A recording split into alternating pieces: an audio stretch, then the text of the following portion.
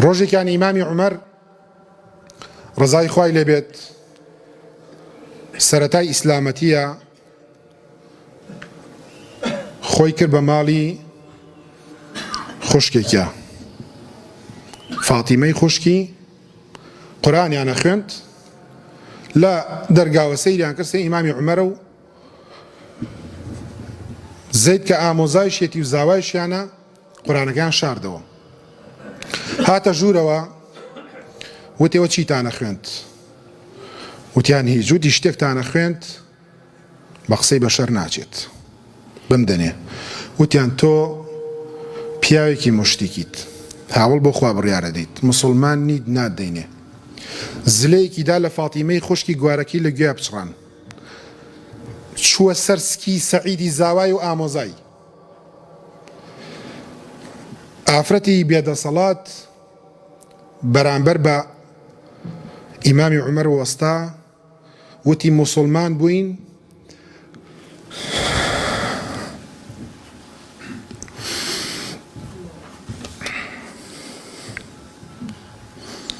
و باوەڕشمان هێناوە بە پێغەمبەری خوا صلی الله علیه وسلم چیشت لە دەستێ بیکە ئیمامی عومەر کە بینی غیرەت و توانای خۆی بەرامبەر بە ئافرەتێک تاقی کردوتەوە شایانی ئەوە نییە زۆر پەشیمان بووە وتی بمدەنێ ئەو پارچە شتەی کاتان خوێندە و وەعد بێت هیچی لێ ناکەم وتیان هەتان نەچی خۆت نەشۆریت نادەینێ ڕۆی خۆی شۆری و هاتەوە دایان پێی خوێندیوە طه ما أنزلنا عليك القرآن لتشقى فرمي الله باشا قريش لم قصر راكن بەپەلە ڕۆی بەلای پێغەمبەری خوا صلی الله علیه وسلم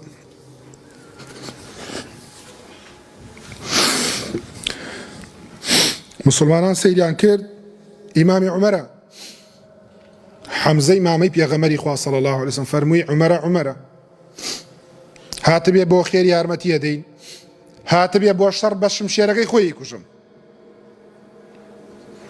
شتی وەک سەحابە دووبارە نابێت و ڕزای خۆیان لێبێ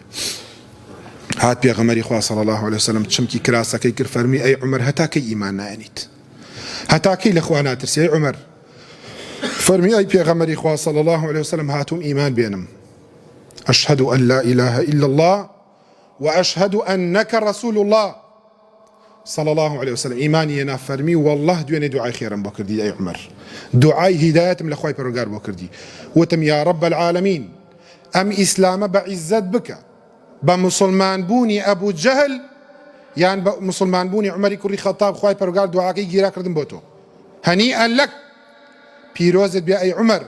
أنجا مسلمانان إسلامتك كان أشكرا كرد عمر شاخك لغيرته لعزت لكاتك كلا جهالتها يا خوي بعزت نازاني ضلين نحن قوم أعزنا الله بالإسلام فإذا ابتغينا العزة أذلنا الله إما قوم يكن خواب إسلام بعزتي كردوين بما عزت هل بجيرين بغير إسلام خوي برقازة للمانكات